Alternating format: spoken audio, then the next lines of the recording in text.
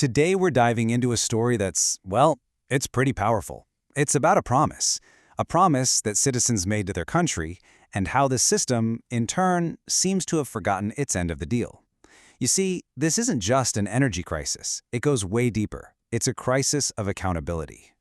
So, let me ask you something, and I really want you to think about this. Imagine you've done everything right. You've worked hard your whole life, you've supported your country, you've paid every due, you are paid in full. Why on earth would you be asked to sacrifice even more? That's the question we're tackling today. All right, so to really get this, we've got to understand just how deep this commitment runs. We're not talking about just paying your taxes 1 year. No, this is about a whole lifetime of dedication. Okay, picture this. For 30 years, 3 decades, while the country was being ripped apart by a civil war, people working abroad sent money home. And this wasn't just spare change to help out their families. No way. These remittances, this money, was literally the lifeline that kept the whole nation from sinking during its absolute darkest times. And you know what?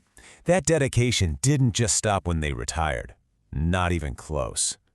This is where the story shifts, right? We're moving from what they did in the past to what they're doing right now. It's about taking matters into your own hands. So what does that actually look like, being proactive? Well, for starters, it means buying a hybrid car, taking personal responsibility for your own impact on the planet. And then it means making a pretty big investment, putting solar panels on your roof to become totally energy independent.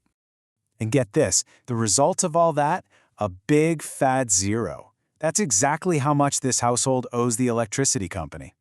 Actually, wait, it's less than zero. They're making more power than they use and selling the extra stuff back to the grid. They're basically a tiny little power plant helping prop up the whole system. Okay, so let's recap.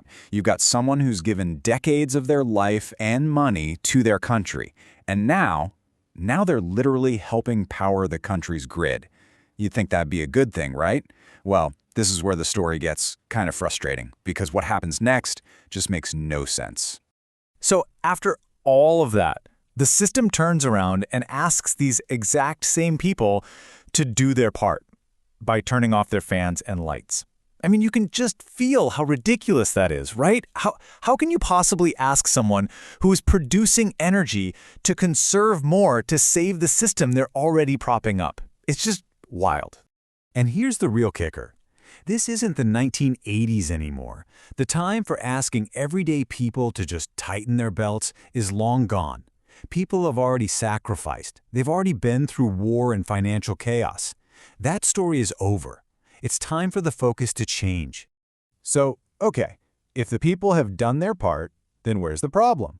Well, this is where we zoom out from this one personal story and take a good, hard look at the system itself. It's time to audit the grid. And yeah, we're going to ask some tough questions.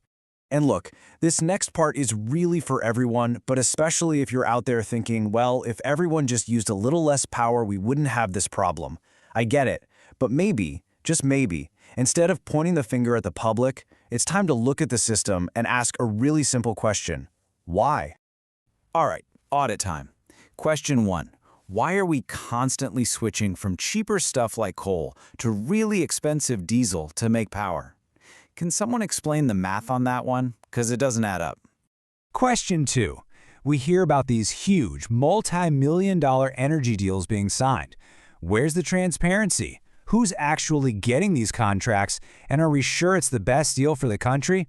Because when things happen behind closed doors, well, that's where you find all sorts of problems. And that brings us to the big one, the most important question of all. When deals look, fishy, who gets held accountable? Who has to answer for it? Because accountability isn't just a nice word to throw around, it's everything. Without it, this whole broken cycle just keeps on repeating. Which brings us right to the heart of it. After you look at a lifetime of contribution on one side and this audit of systemic failure on the other, you arrive at a final demand. And it's not a suggestion. I mean, this quote just says everything, doesn't it? We are in the evening of our lives. We have done our part. It's time for the system to do theirs. It's so powerful, it sums up an entire generation's contract with their country. The message couldn't be clearer. We did our part, now the ball is in your court. And this right here just lays the whole conflict bare. Look at the two sides. The citizens' ledger? It's all there. Decades of service, actually producing energy, paid in full. But the systems ledger, it's a mess of opaque deals, expensive mistakes, and it keeps asking for more sacrifice. You just can't deny how different those two pictures are.